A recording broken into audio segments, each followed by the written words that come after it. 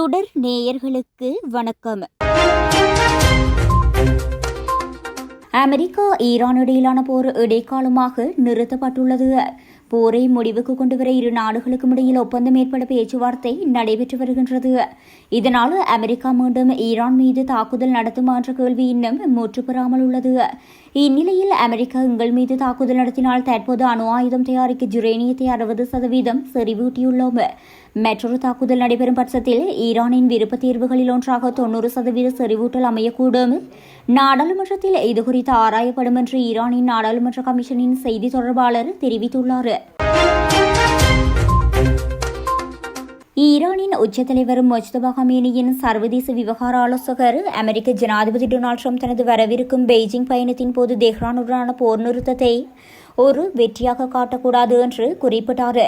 முதலில் மேற்காசியாவின் புதிய புவிசார் அரசியல் ஒழுங்கின் அடிப்படைகளை கற்றுக்கொள்ளுங்கள். ஜனாதிபதி ஷி ஜின்பிங்குடன் பேச்சுவார்த்தை நடத்துவதற்கு ட்ரம்ப் மேற்கொள்ளவிருக்கும் சீன பயணத்தை குறிப்பிடும் வகையில் அலி அக்பர் வேலாயவதி இவ்வாறு தெரிவித்தார். நாங்கள் உங்களை போர்க்களத்தில் தோற்கடித்தோம், எனவே நீங்கள் ராஜதந்திரத்தில் வெற்றி பெறுவீர்கள் என்று ஒருபோதும் நினைக்காதீர்கள் என்று வேலாயதி மேலும் தெரிவித்தார். அமெரிக்காவுக்கும் ஈரானுக்கும் இடையே நிலவி வரும் போர் பதற்றத்தை தணிக்க பாகிஸ்தான் எடுத்து வரும் முயற்சிகள் பெரும் பின்னடைவை சந்தித்துள்ளன. இதனை பாகிஸ்தான் வெளியுறவு அமைச்சகம் முற்றிலுமாக மறுத்துள்ளது. இந்த செய்திகள் தவறானவை மற்றும் உள்நோக்கம் கொண்டவை. அந்த விமானங்கள் ஏப்ரல் 11 அன்று இஸ்லாமாபாத்தில் நடைபெற்ற பேச்சுவார்த்தைக்கான தூதரக பணிகளுக்காகவே வந்தவை என்று பாகிஸ்தான் விளக்கம் அளித்துள்ளது. ஒரு மாத காலமாக நடைமுறையில் இருந்த போர் நிறுத்த ஒப்பந்தம் தற்போது தீவிர அவசர சிகிச்சை பிரிவில் இருப்பதாகவும் அது எந்த நேரத்திலும் முறியலாம் என்றும் அவர் எச்சரித்துள்ளார். அமெரிக்கா விதித்துள்ள பொருளாதார தடைகளை நீக்க வேண்டும், ஹோர்மோஸ் நீரிணையின் முழு அதிகாரம் ஈரானிடம் இருக்க வேண்டும், போரினால் ஏற்பட்ட பாதிப்புகளுக்கு அமெரிக்கா இழப்பீடு வழங்க வேண்டும் என்று ஈரான் வலியுறுத்துகின்றது. இந்த இக்கட்டான சூழலில் பாகிஸ்தானுக்கு ஆதரவாக கத்தாரும் மத்தியஸ்த முயற்சிகளில் ஈடுபட்டுள்ளது. இதற்கிடையில் இஸ்ரேல் பிரதமர் பெஞ்சமின் நெதன்யாகு பேச்சுவார்த்தை மூலம் ஈரானின் அணுசக்தி விவகாரத்திற்கு தீர்வு காணப்படாவிட்டால் ராணுவ ரீதியிலான தாக்குதல்களை மீண்டும் தொடங்க அமெரிக்காவும் இஸ்ரேலும் தயாராக இருப்பதாக எச்சரித்துள்ளார். ஒட்டுமொத்தமாக பாகிஸ்தானின் சமரச முயற்சிகளுக்கு மத்தியிலும் அமெரிக்கா மற்றும் ஈரானின் விட்டுக் கொடுக்காத மனப்பான்மையினால் வளைகுடா பிராந்தியத்தில் மீண்டும் போர் மோகங்கள் சூழத் தொடங்கியுள்ளன. பாகிஸ்தான் நாட்டின் ஹைபர் பக்துங்குவா மாகாணம் லக்கி மார்வாட் மாவட்டம் சரைன் நவ்ரம் பகுதியில் சந்தையுள்ளது. சந்தையில் இன்றைய தினம் பயங்கர சத்தத்துடன் வெடிகுண்டு வெடித்தது. சந்தையில் நிறுத்தப்பட்டிருந்த பைக்கில் வெடிகுண்டு மறைத்து வைக்கப்பட்டுள்ளது. அந்த வெடிகுண்டு வெடித்து சிதறிய நிலையில் இந்த குண்டு வெடிப்பில் சந்தையில் இருந்த பெண்கள் உட்பட 9 பேர் உயிரிழந்தனர். மேலும் 30 பேர் படுகாயமடைந்தனர். இந்த குண்டுவெடிப்பு தாக்குதலை நடத்தியது யார் என்பது குறித்து போலீசார் விசாரணைகளை மேற்கொண்டு வருகின்றனர்.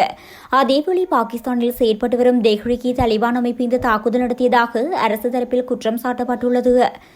இதற்கு ஆப்கானிஸ்தானில் செயற்பட்டு வரும் தலிபான்கள் அமைப்பு பாகிஸ்தானில் தெஹ்ரிக்-இ தாலிபான் என்ற பெயரில் செயற்பட்டு பயங்கரவாத தாக்குதல்களை நடத்துவதாக பாகிஸ்தான் அரசு குற்றம் சாட்டி வருகின்றது என்பதும் குறிப்பிடத்தக்கதாகும். மத்திய சீனாவின் ஹூனான் மாகாணத்தில் உள்ள குடியிருப்பு கட்டடத்தில் ஏற்பட்ட தீ விபத்தில் சிக்கிய 5 பேர் பரிதாபமாக உயிரிழந்தனர். ஹூனான் மாகாணத்தின் ஹெங்யாங் நகரின் ஜான்பெங் மாவட்டத்தில் உள்ள குடியிருப்பு கட்டடத்தில் நேற்றைய தினம் அதிகாலை சுமார் 3 மணியளவில் பயங்கர தீ விபத்து ஏற்பட்டது. இதுகுறித்து தகவல் அறிந்த தீயணைப்புத் துறையினர் சம்பவ இடத்திற்கு விரைந்து சென்று தீயை கட்டுப்படுத்தினர். தீ விபத்தில் சிக்கிய 5 பேர் உயிரிழந்தனர், மேலும் 2 பேர் காயமடைந்தனர். இந்த தீ விபத்திற்கான காரணம் குறித்து போலீசார் தீவிர விசாரணைகளை மேற்கொண்டு வருகின்றனர்.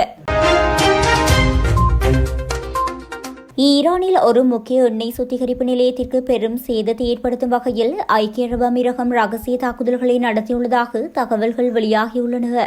அமெரிக்காவுக்கும் ஈரானுக்கும் இடையிலான ஊசலாடும் அமைதி ஒப்பந்தம் முறையும் அபாயத்தில் உள்ள நிலையிலேயே ஐக்கிய அமீரகத்தின் தாக்குதல் தொடர்பான தகவல் வெளியாகியுள்ளது.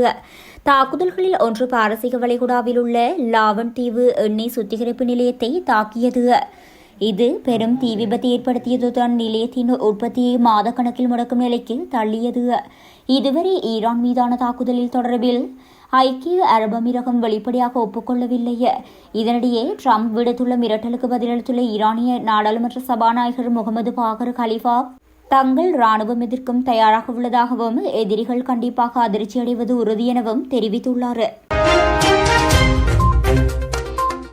போர் நிறுத்த உடன்படிக்கைகள் மற்றும் அமைதி பேச்சுவார்த்தைகள் ஒருபுறம் நடந்து கொண்டிருந்தாலும் தெற்கு லெபனானில் ஹிஸ்புல்லா அமைப்பிற்கு எதிராக இஸ்ரேலிய விமானப்படை நடத்திய தாக்குதல்கள் குறித்து அதிரடி புள்ளி விவரங்களை இஸ்ரேலிய ராணுவம் வெளியிட்டுள்ளது. போர் நிறுத்த முயற்சிகள் தொடங்கியதிலிருந்து இதுவரை லெபனானில் ஹிஸ்புல்லா அமைப்புக்கு சொந்தமான 1100க்கும் மேற்பட்ட இலக்குகள் துல்லியமாக தாக்கியளிக்கப்பட்டுள்ளன. இஸ்ரேலிய படைகளுக்கு பெரும் அச்சுறுத்தலாக இருந்த ஹிஸ்புல்லா அமைப்பைச் சேர்ந்த 350க்கும் மேற்பட்ட முக்கிய உறுப்பினர்கள் விமானப்படை தாக்குதலில் கொல்லப்பட்டுள்ளதாக இஸ்ரேல் அதிகாரப்பூர்வமாக தெரிவித்துள்ளது. எல்லையோர பகுதிகளில் இஸ்ரேலிய பாதுகாப்பு படைகளுக்கு எதிராக நடத்தப்படவிருந்த தாக்குதல்களை முன்கூட்டியே முறியடிப்பதற்காகவும் இந்த நடவடிக்கைகள் எடுக்கப்பட்டதாக இஸ்ரேல் விளக்கியுள்ளது. பிரித்தானிய பிரதமர் கீர் ஸ்டார்மரின் தலைமையிலான அரசாங்கத்தில் பொது பாதுகாப்புத்துறை அமைச்சராக இருந்த ஜெஸ் பிலிப்ஸ் தனது பதவியிலிருந்து விலகியுள்ளார். பெண்கள் மற்றும் சிறுமிகளுக்கு எதிரான வன்முறைகளை தடுப்பதில் பிரதமருடன் நான் பல ஆண்டுகளாக நெருக்கமாக பணியாற்றியுள்ளேன். இந்த சமூக சீர்கேட்டை சரி செய்ய வேண்டும் என்ற உண்மையான விருப்பம் பிரதமரிடம் இருப்பதை நான் அறிவேன். இருப்பினும் இந்த துறையில் உண்மையான மாற்றங்களும் முன்னேற்றங்களும் எப்போதுமே என்னால் விடுக்கப்பட்ட எச்சரிக்கைகளுக்கு பிறகே நிகழ்ந்தன என்று அவர் குறிப்பிட்டுள்ளார். இக்கட்டான சூழல்களை பயன்படுத்தி பெண்களுக்கான உரிமைகளை முன்னெடுக்கத்தான் முயன்றதாக அவர் தெரிவித்துள்ளார். எங்கே விவாதம் வந்துவிடுமோ என்ற அச்சத்தால் தாம் எந்தவொரு வாதத்தையும் முன்வைப்பதில்லை.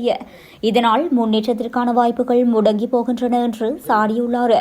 எதிர்ப்புகளை எதிர்கொள்ளுங்கள், வாதங்களை முன்வையுங்கள், மக்களை உங்களோடு அழைத்து செல்லுங்கள். அரசியல் என்பது வெறும் கொள்கைகளை சார்ந்தது மட்டுமல்ல, அது மக்களின் உணர்வுகளோடும் தொடர்புடையது என்று அவர் கூறியுள்ளார். தொழிற்கட்சி அரசாங்கம் வெற்றி பெற வேண்டும் என்பதே தனது விருப்பம் என்று தெரிவித்துள்ள அவர், ஆனால் நாடும் தானும் எதிர்பார்த்த மாற்றங்கள் தற்போதைய தலைமையின் கீழ் நிகழவில்லை என்பதால் அமைச்சராக தொடர்ந்து நீடிக்க விரும்பவில்லை என கூறி தனது பதவியை விட்டு விலகியுள்ளார். உள்ளூர் தேர்தல் தோல்வி மற்றும் கட்சிக்குள் நிலவும் குழப்பங்களுக்கு மத்தியில் ஒரு அமைச்சரின் இந்த பகிரங்கமான விமர்சனங்களுடன் கூடிய பதவி விலகல் பிரதமர் கீர் ஸ்டார்மருக்கு பெரும் நெருக்கடியை ஏற்படுத்தியுள்ளது.